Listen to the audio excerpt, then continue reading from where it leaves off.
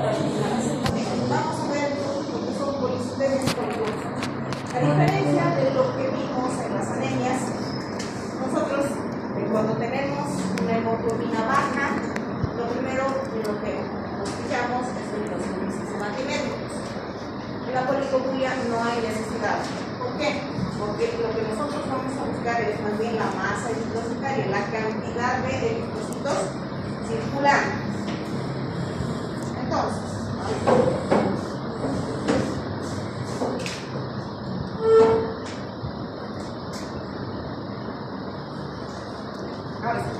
Entonces, para hacer mi diagnóstico de poliglobulia, lo primero que yo me tengo que buscar es en mi hematocrito, no en mi hemoglobina.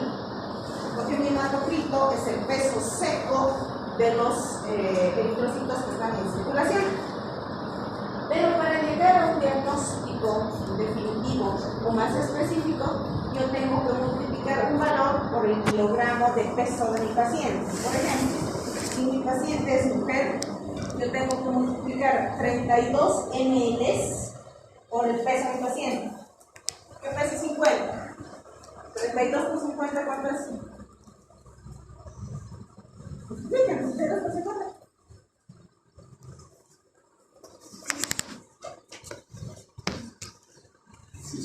Si es varón, es 36 por kilogramos, poniendo que pese 70. ¿Cuánto es su masa eritrocitaria?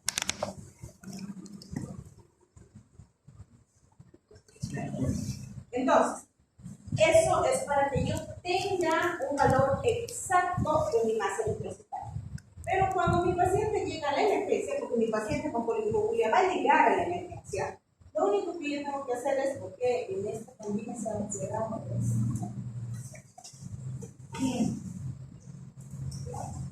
No.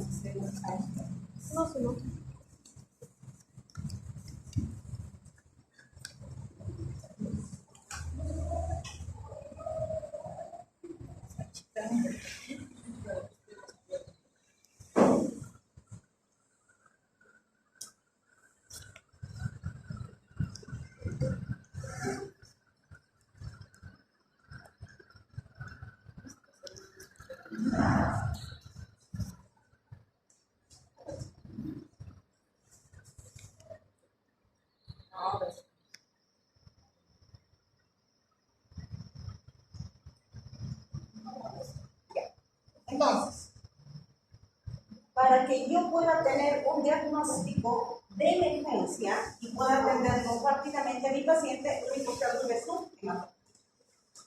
Entonces, el hematocrito.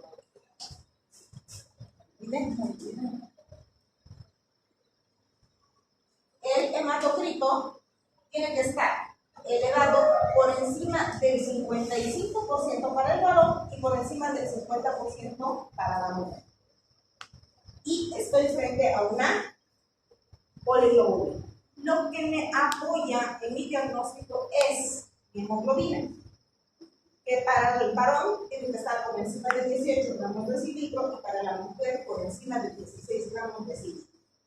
Entonces, cuando yo estoy frente a una poliglobulia, lo primero que yo tengo que hacer es disquisicionar si es una poliglobulia real o es relativa. ¿Qué es eso? Mi eritrocitosis, poliglobulia, policitemia es lo mismo.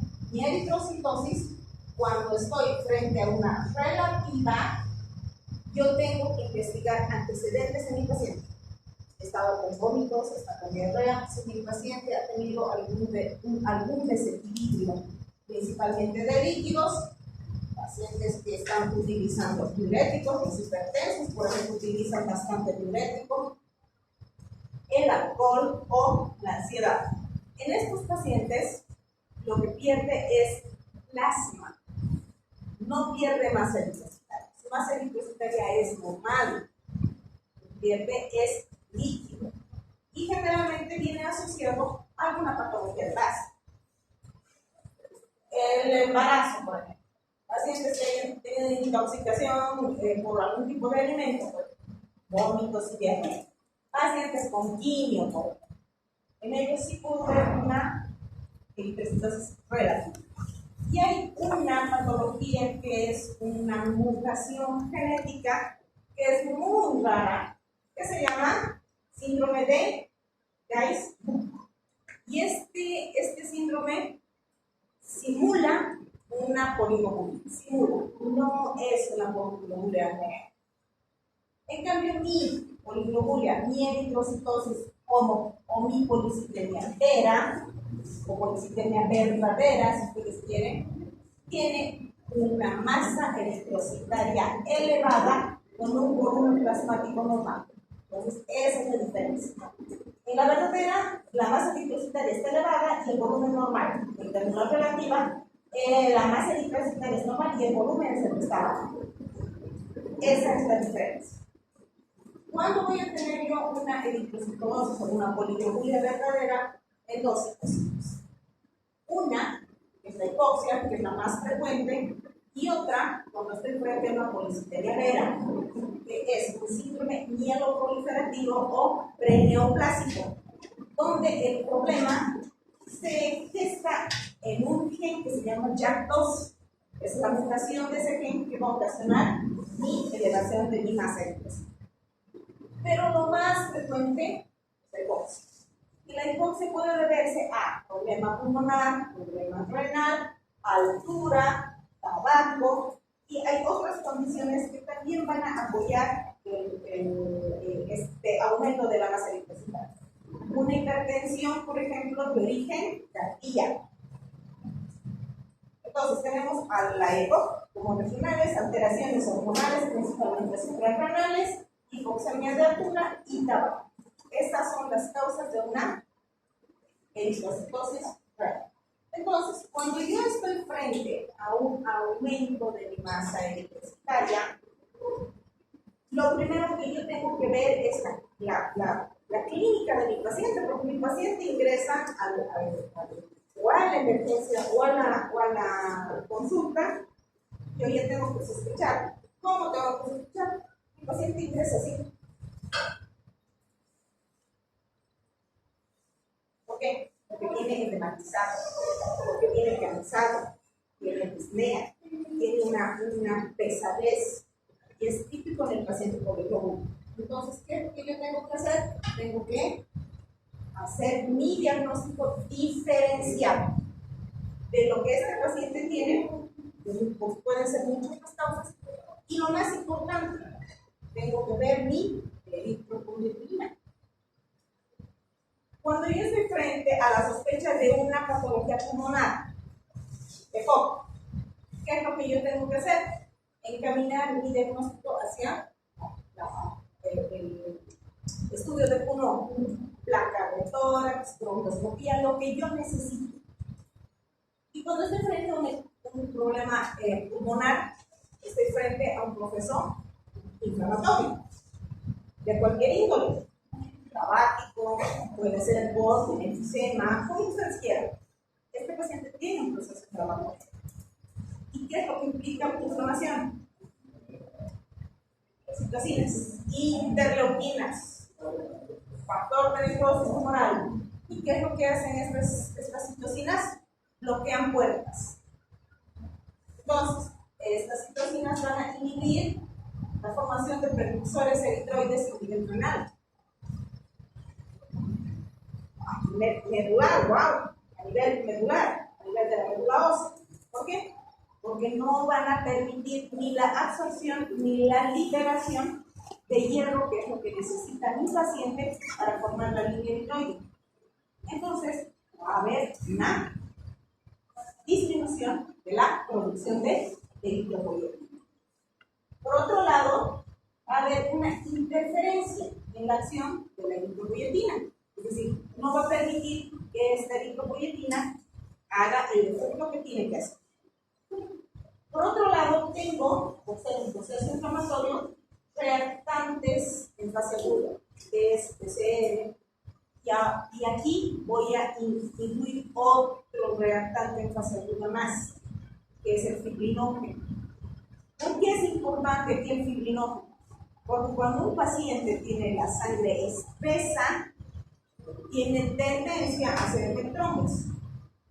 Y el fibrinógeno es el paso inmediato para formar la redlefibrina, para la formación del coágulo estable. Entonces, mi fibrinógeno aquí tiene un valor muy importante para mi diagnóstico. Esto va a hacer que tanto los reactantes en fase aguda como las citocinas van a hacer que se eleven mis valores de hepcidina. ¿Qué hace la hepcidina? Es el portero de mi yeso.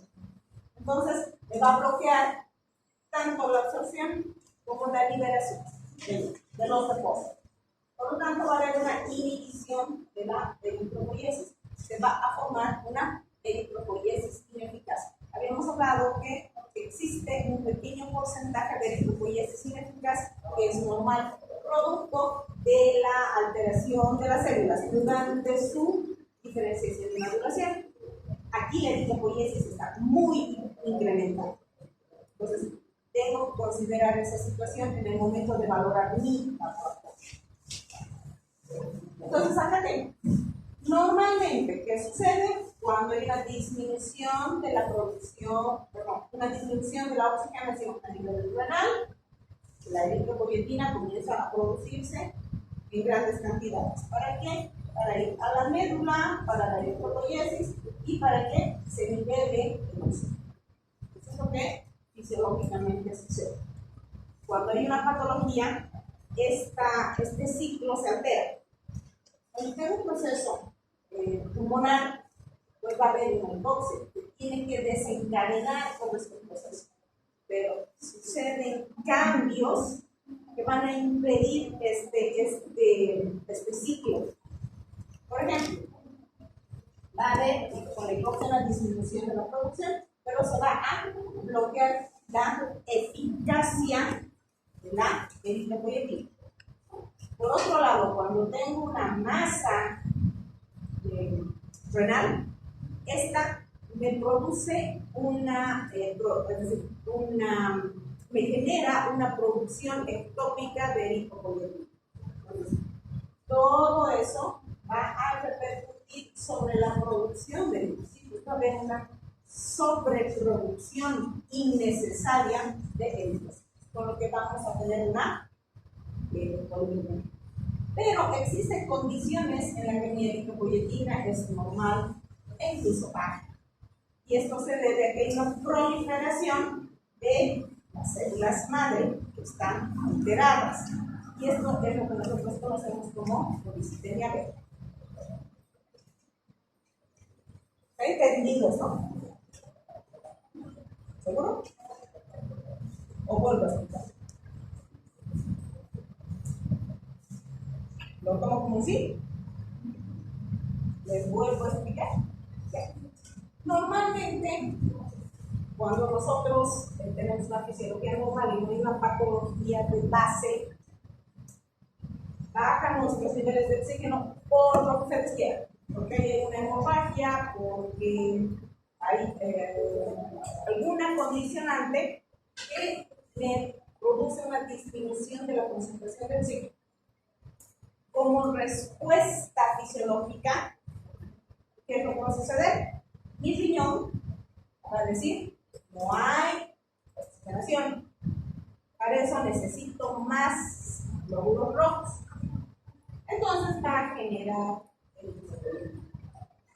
Esta eritropoietina se va a ir a mi médula y le va a ordenar que produzca glóbulos rojos.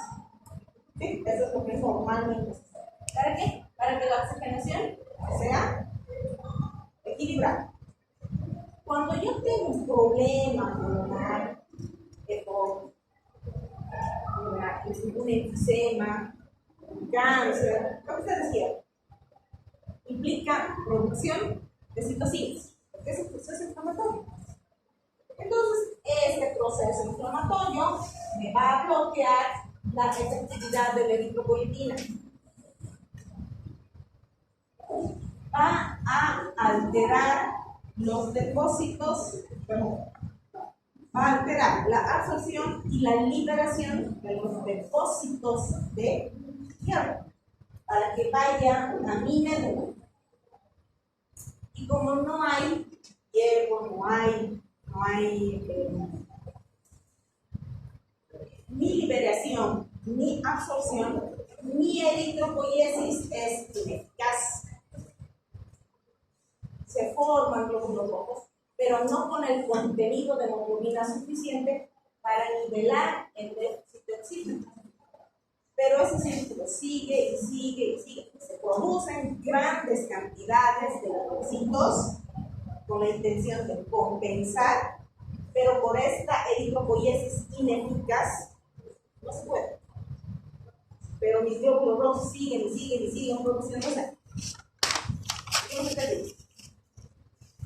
Cuando yo tengo un tumor renal, principalmente porque la eritropoietina se produce en el riñón, cuando yo tengo una neoplasia, o puede ser un tumor benigno o maligno a nivel renal, me obliga al riñón a producir en forma ectópica eritropoietina.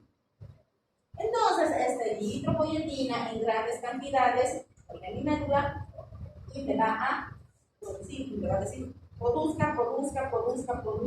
Entonces, mi nivel de masa eritrocitaria aumenta. ¿Por qué? Porque hay una producción ectópica de eritropoietina. No se producen las células glomerulares, se producen en otro lado, pero produce.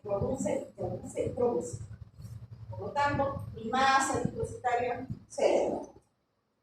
¿Sí? Cuando yo estoy frente a una alteración genética, como es el caso de la policitemia vera, no es el problema mi eritropoietina, porque mi eritropoietina es normal. El problema radica en que este gen es el que me va a regular la producción eritrocitaria. Puede estar normal, pero baja, un poquito baja. Entonces, no existe una lógica para el aumento de mi eritropoiesis. Lo que sucede es que hay una alteración a nivel de la médula ósea. La que está hiperproduciendo es mi célula madre, pero alterada genéticamente. Y eso aumenta mi masa eritrocitaria. Ya eso conocemos como policitemia vera.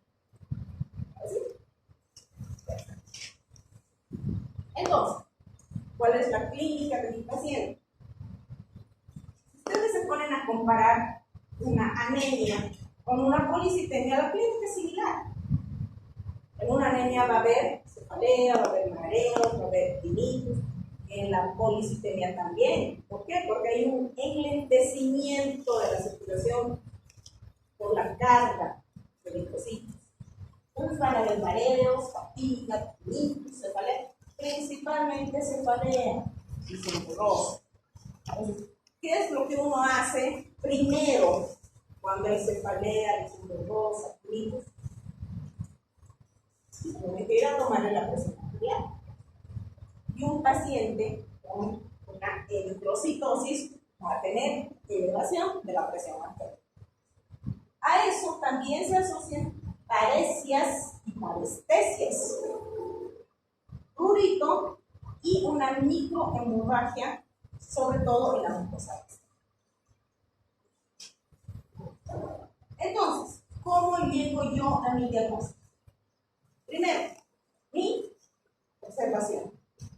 Luego a mi análisis, donde yo tengo que preguntarle hasta su última intimidad al paciente. ¿Qué come? Porque estos pacientes generalmente le echan las grasitas. Son pacientes que tienen, además de poliglobulia, una insuficiencia que contribuye a su proceso trombótico. Entonces, tengo que indagar sobre esa situación. Bueno, preguntarle a mi paciente si él tiene dentro de su familia a alguien que tenga un diagnóstico de una policitemia o policlómica. Finalmente tengo que hacer mi examen clínico acucioso y este es el que me va a determinar mi guía para mi diagnóstico definitivo. Cuando yo le hago el examen clínico a mi paciente, lo primero que veo es rostro. Estos pacientes parecen gorditos, pero no son gorditos. Tienen una facies pletórica por la congestión vascular. Su naricita está rojita y tiene venitas, como arenitas. Su mucosa conjuntival tiene hemorragia. Sus cachetitos son rojitos, con un puntillado, producto de la microhemorragia. Luego este pacientito, que va a ser hígado y son como sapitos. Barriguita parece de un sapito, porque tienen megalias, tienen hepato esplenomegalia. Entonces, cuando yo estoy frente a una megalia, lo primero que yo tengo que sospechar es una policitemia vera, cuyo diagnóstico definitivo me lo va a hacer mi laboratorio, no mi examen clínico. Claro que mi examen clínico me va a orientar a eso, pero es mi laboratorio el que me va a determinar si este paciente tiene o no tiene su masa eritrocitaria elevada. Para eso, mi hemograma completo, donde voy a ver mi hematocrito. Luego yo sacaré la masa eritrocitaria. A veces es un poco complejo sacar la masa eritrocitaria porque, como les digo, estos pacientes parecen sapitos y están hinchados. Y no tenemos un peso real del paciente. Generalmente están por encima del peso que les corresponde. Entonces, sacar la masa eritrocitaria es lo ideal. Pero cuando yo tengo ya el diagnóstico previo de una policomia. Mi química sanguínea, ¿qué cosa voy a valorar en mi química sanguínea? ¿Qué voy a valorar?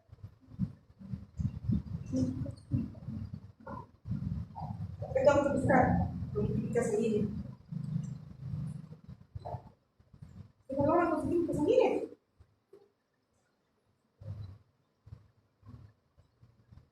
O no valoran la química sanguínea, no les sirven para nada. ¿Para qué les sirve?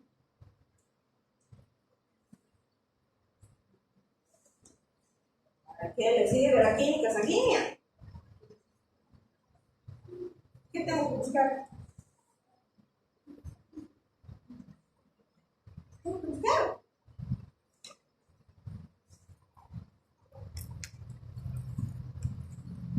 ¿Qué tengo que buscar? Voy a preguntarle uno a uno. ¿Qué tengo que buscar en este paciente dentro del estudio? ¿Qué busco? No busco nada. ¿Qué busco?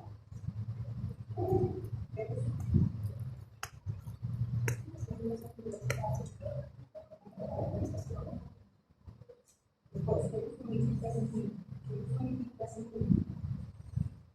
¿Qué es más importante que estoy buscando? Un punto, les voy a regalar un punto que me diga que estoy buscando. ¿Qué? ¿No? ¿No? ¿Qué digo los glicerías? ¿Glicemia? ¿Glicemia? ¿No? ¿Qué es importante aquí que ustedes analicen? ¿No? Exacto. Tú me vas a poner tu nombre y me vas a poner una raya tu nombre. Función renal. ¿Por qué? ¿Qué estoy buscando aquí? ¿Qué estoy buscando? Eritropoyetina. Tengo que ver mi creatinina. Mi creatinina me va a decir, su riñón está funcionando bien. O no, no está funcionando. Si no está funcionando, no hay eritropoyetina, pero está funcionando bien. Sin embargo, tengo policobulia. Entonces hay una superproducción de eritropoyetina. Eso es lo que estoy buscando. Luego, mi gasometría arterial, ¿por qué? ¿En qué me ayuda mi gasometría? pH. Mi paciente tiene un desequilibrio de la concentración de oxígeno y de dióxido de carbono. Entonces, mi pH se altera. Además, mi gasometría me va a determinar niveles de sodio, niveles de potasio, niveles de bicarbonato. Eso es importante para que yo pueda estabilizar al paciente. Mi viscosidad cerca es obvio. Mi paciente va a estar con chocolate en lugar de sangre. La lógica razón. Yo voy a buscar mi fosfatasa alcalina leucocitaria, porque estos pacientes generan generan las más de las veces una enzima, que es la fosfatasa alcalina, pero los neutrófilos. Y eso es lo que tengo que buscar para hacer mi diagnóstico diferencial. Y finalmente mi sideremia. ¿Ok? ¿Cómo está mi sideremia? ¿Cómo está? En estos pacientes, ¿cómo van a estar? Niveles de hierro.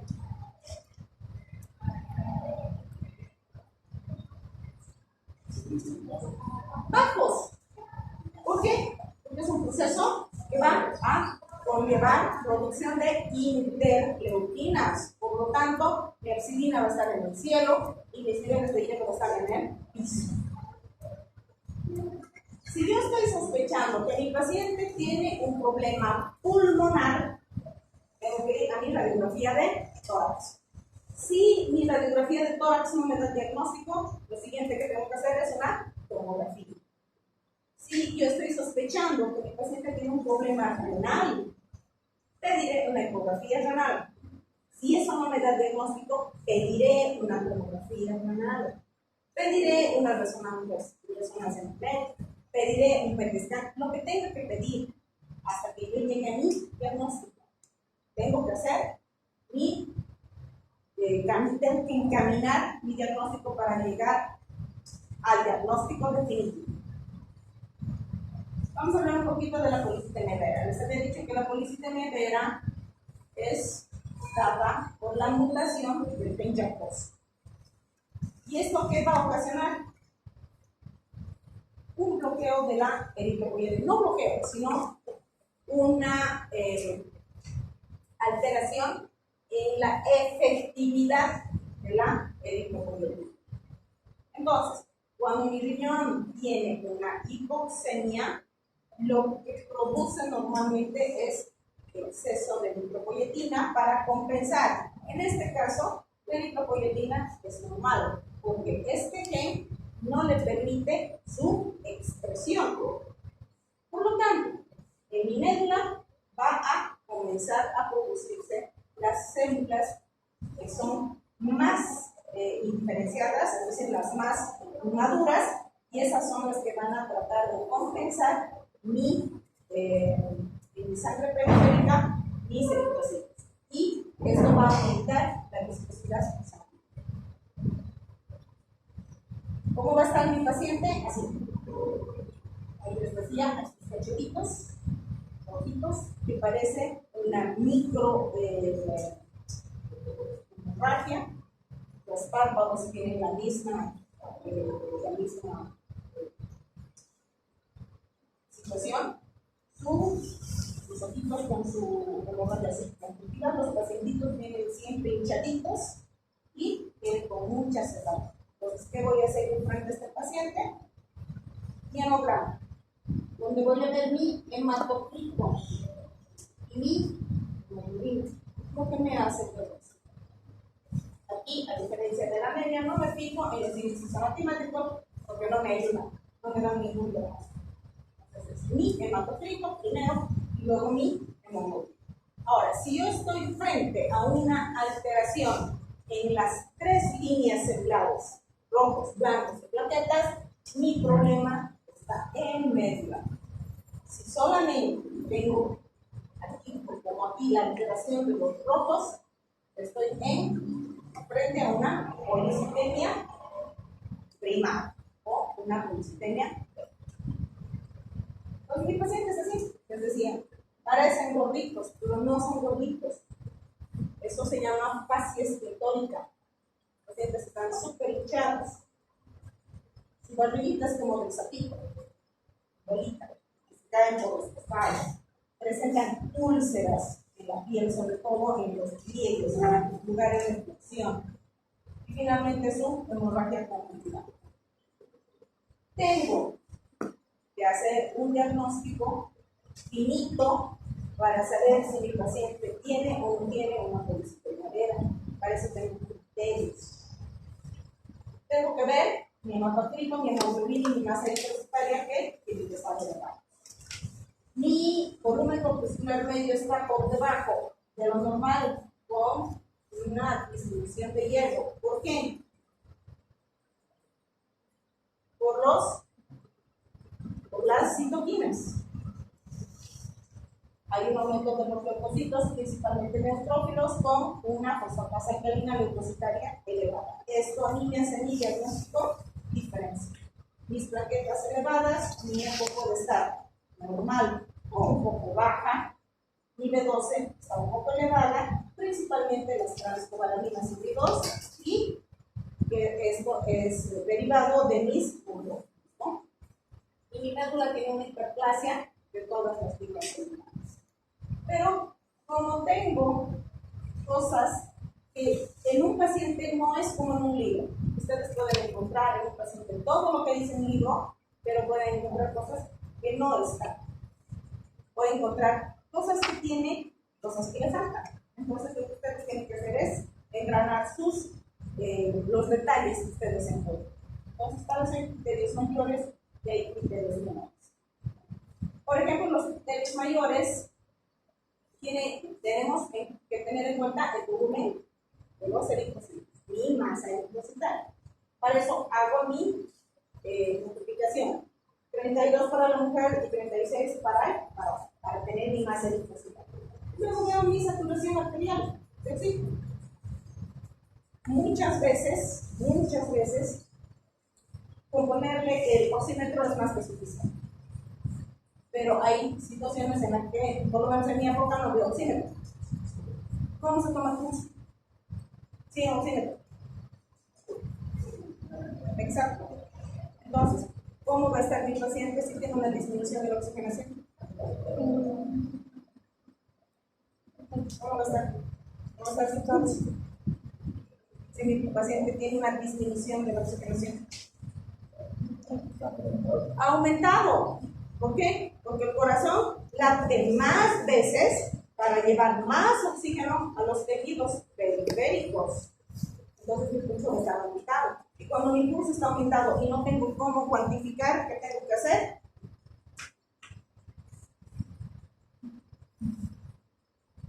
¿Qué tengo que hacer?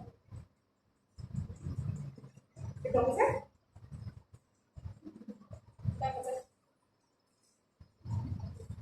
¿Qué examen de laboratorio lo tengo que hacer? Gasometría arterial, porque solo la gasometría me va a decir las presiones de oxígeno y de CO2. Pero ahora ya tengo mi oxímetro, entonces tengo que ir a buscar mi saturación. Si mi saturación está por encima de 92, mi problema no es tóxico. Si está por debajo de 92, mi problema es por hipoxia. Luego tengo mis medallas. En una policitemia secundaria, a hipoxia, a tumores, a lo que ustedes quieran. Viene si mi paciente tiene esa eritropoiesis, esa eritrocitosis por una disminución de la oxigenación, no tiene por qué haber medallas. Pero si mi paciente tiene una saturación superior al 92% y tiene megalías, mi paciente está con una policitemia vera. Los criterios menores, que les he dicho, no siempre se presentan. Pueden estar, pero pueden no estar. Uno de ellos es la trombocitosis. Si mi paciente tiene trombocitosis, apoya a mi policitemia vera. Si tiene trombocitopenia, mi problema es de origen tubular. Tuberculosis, infiltración tumoral, luces, leucocitos. Si mis leucocitos están normales o si mis leucocitos están elevados y estoy presentando leucocitosis, es otro criterio que también me apoya a mí. Luego mi fosfatasa alcalina de los neutrófilos tiene que estar elevado, mi B12 tiene que estar normal o puede estar ligeramente elevado. Y yo tengo que juntar ambos datos para ver si mi paciente cumple con los criterios de diagnóstico. Porque si mi paciente no cumple con esos criterios, yo tengo que investigar médula ósea. Tengo que pedirle un aspirado de médula ósea. Aquí estoy frente a una plaquita normal donde yo tengo mis eritrocitos cerditos. Eso es lo normal. Ustedes se sientan acá, mis eritrocitos están pegaditos unos con otros. Esto es una pulsera. Y esta es mi médula. Aquí están mis linfocitos. Estos son puras células. Esto es sangre periférica. Esto es médula. Y aquí hay una hiperplasia de las mismas células. Igual aquí, esta es una plaquita. Lo que yo estoy viendo en mis linfocitos cerditos. Igual acá, lo que estoy viendo acá son plaquetitas. Entonces, este paciente tiene trombocitosis. Entonces, cuando estoy frente a una eritrocitosis y trombocitosis a la vez, tengo que pensar en una policitosis. Esto es un esquema de lo que ustedes tienen que seguir para hacer su diagnóstico. Tienen poliglobulia dado por su laboratorio, por su hematocrito elevado. Tienen que hacer su masa eritrocitaria. Si mi masa eritrocitaria está elevada, tengo que pedir mi eritropoyetina. Si mi eritropoyetina es normal o disminuida, tengo la B. Pero si mi eritropoyetina está elevada, mi problema es secundario. Es una poliglobulia secundaria. Para saber cuál es el origen de mi poliglobulia, mi gasometría o mi oxímetro. Si tengo más del 92%, quiere decir que no es poliboxio. ¿Cuáles pueden ser las causas? Una hemoglobinopatía. Si está elevada, fumador. Si está normal, neoplasia productora de eritropoyetina. Pero si mi oxímetro marca debajo del 92, el paciente tiene una enfermedad hipoxica. Puede ser pulmonar, puede ser cardíaca, puede ser renal. Entonces, eso es lo que yo tengo que seguir. Entonces, ¿qué es importante para mí? Mi laboratorio, mi hematocrito, mi eritropoyetina y mi óxido.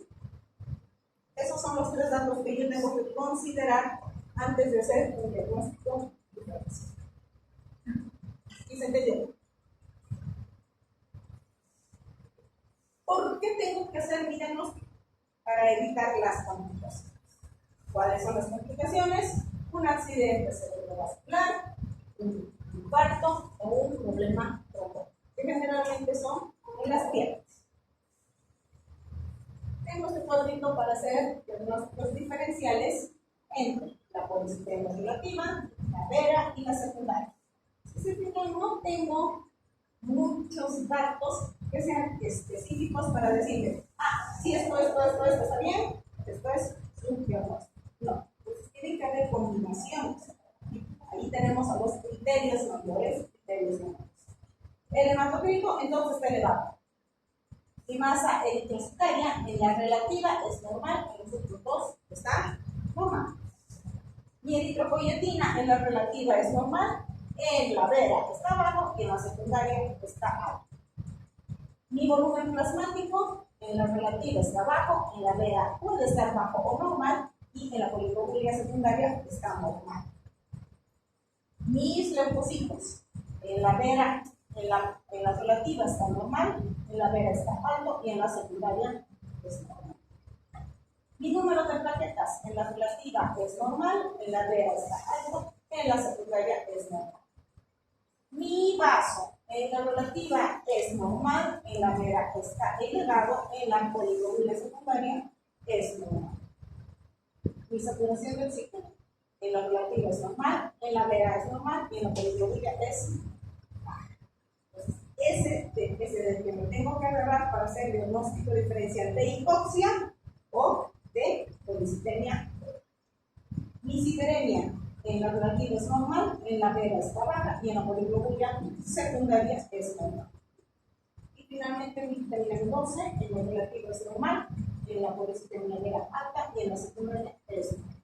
No tengo un parámetro que me determine a mí y me diga, porque esto está así, es una policitemia vera. Yo tengo que combinar. ¿Cómo voy a hacer mi diagnóstico a grandes rasgos? De una vera o de una secundaria.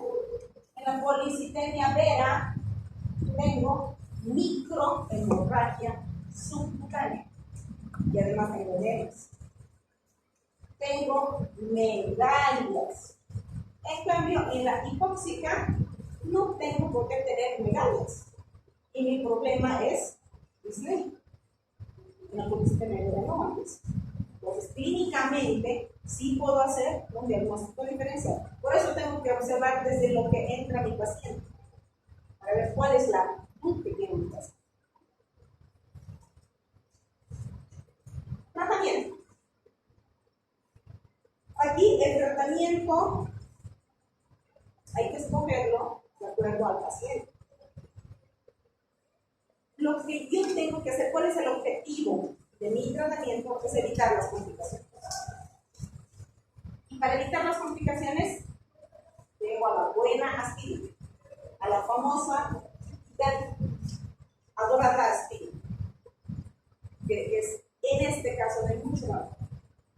Pero aquí yo tengo que sopesar riesgo-beneficio. Si bien mi buena aspirina me va a evitar que mi paciente tenga un infarto o un accidente cerebrovascular, mi buena aspirina administrada a un paciente equivocado me lo puede matar. Entonces, tengo que tener mucho cuidado con lo que yo prescribo y a quién se lo prescribo. La dosis es de 100 miligramos día, pero tengo que tener en cuenta que tiene muchas limitaciones.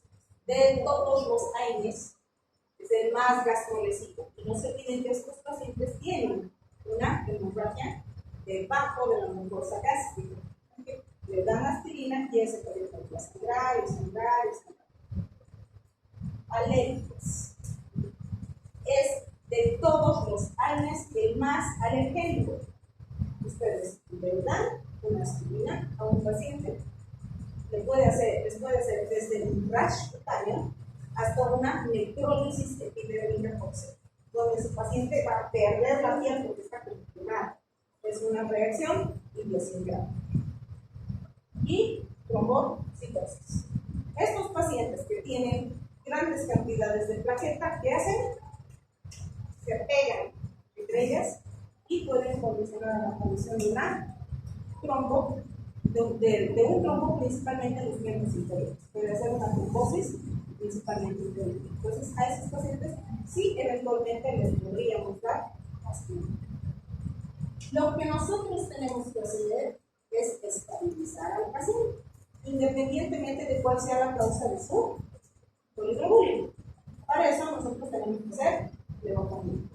Generalmente se les extrae una unidad que son entre 350 y 450 ml para desechar. Con lo que me va a bajar mi hematocrito 1.5 gramos. Mi hemoglobina 1.5 gramos. ¿No? Entonces, mi objetivo es bajar el volumen sanguíneo y mi masa hidroxitada. Para eso voy a hacer. Luego, tengo que suprimir mi eritropoiesis mediante la inducción de la deficiencia de hierro.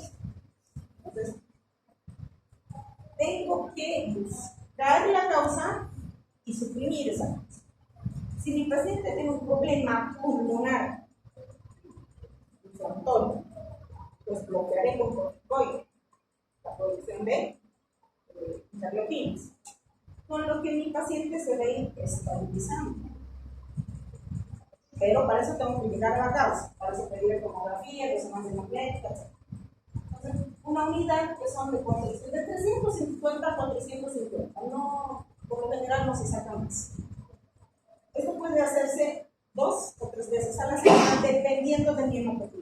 ¿Cuánto tengo que conseguir yo que mi paciente estabilice? Es 55% de hematocrito o una hemoglobina por debajo de 19. Eso es lo que yo tengo que buscar en mi paciente. En estos pacientes van a haber hemoglobinas de 23, 25, con hematocrito de 60, de 70. Entonces, ¿qué tengo yo que hacer? Es que llegue a 50, perdón, a 55 o menos en el varón y 50 o menos en el varón. Y esto se reduce para aquellos pacientes que tienen más de 80 años, son los que más tienen este tipo de problemas, porque su riñón ya está fallando, porque estos pacientes son hipertensos de larga data. Entonces, en estos pacientes no se les puede sacar más de 300 ml. Tiene que hacerse de 250 y 300. Porque voy a condicionar que este paciente me haga una enfermedad vascular. Lo que se hace en pacientes con adulto es se dan citostáticos o se dan moduladores. Tenemos a los agentes alquilantes. Antes se daba el busulfano y el cloramicina, pero todos estos son citostáticos que nosotros utilizamos para pacientes con cáncer. Actualmente ya no se les dan. ¿Por qué? Porque son inductores de segundas neoplasias. Y a la larga la policitemia vera va a ser una leucemia. Entonces, es precipitar mi segunda neoplasia cuando yo doy este tipo de medicamentos. La quimioterapia también va a incluir la inmunosuria. Esto es lo que se está dando actualmente, como les decía, a los pacientes jóvenes, en los que tienen un expectativa de vida. Se administra 15 a 20 millones de por día, hasta un total de 500, que me va a ocasionar, por lógica razón, una neutropenia severa. Un inhibidor de la JAK2, como es el Bronzumab, que es un anticuerpo monoclonal.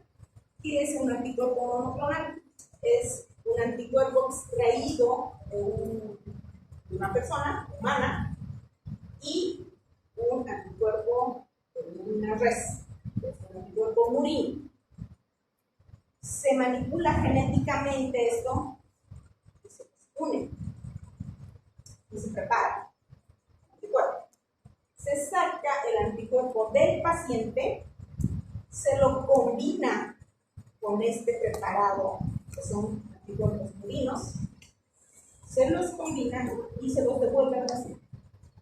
¿Qué es lo que va a suceder? Va a evitar que el JAK2 se sobreexprese. Por lo tanto, va a estabilizar el paciente. No hay tratamiento curativo, solo de mantenimiento o de freno, si ustedes quieren, a la hiperproducción de los JAK2. Entonces, no se cura el paciente, se estabiliza. Repito, a la larga, la policitemia vera me va a hacer una leucemia. A la larga. Hay que dar antihistamínicos. ¿Por qué? Porque son anticuerpos que están siendo manipulados genéticamente y se están introduciendo al paciente para hacer todo tipo de alergias. Y finalmente, el allopurinol. ¿Por qué? Porque estos pacientes tienen un exceso de catabolia. Producto de la catabolia es el ácido úrico. El ácido úrico se elimina por riñón y esto puede inducir a una falla. Por lo tanto, se da el allopurinol para evitar la falla. Y finalmente, hay otra alternativa de tratamiento que son los interferones. Los interferones generalmente se los da a pacientes muy escogidos. Además de que los interferones son extremadamente caros. Cada ampolla de interferón alfa cuesta aproximadamente entre 25.000 y 30.000 bolivianos. Y hay que administrarlo 2 veces a la semana por 6 meses. Son que las cuentas son súper es para muy pocos pacientes. Entonces, esa es otra alternativa de tratamiento. Hasta aquí. Preguntas. Dudas. Pues claro. ¿Cómo la hago? Hay más tipos de niños. ¿Perdón? Niños. ¿Policitemia? No. Cuando es una policitemia vera, sí. Pero una policitemia secundaria, salvo que ese niño tenga otras patologías de base como cardíaca, por ejemplo, renal, por ejemplo, puede tener problema. Pero generalmente esto nosotros lo hacemos como diagnóstico en adulto secundario a o hipoxia o una patología renal. O la policitemia vera por lo general ya viene por el antecedente familiar. Los familiares sí tienen ya la policitemia dentro de la familia y esto se hereda como un rasgo dominante. ¿Qué hora es? Tenemos 15 minutos. ¿Vemos grupos sanguíneos? Hagamos una introducción a los grupos sanguíneos, no son tan buenos.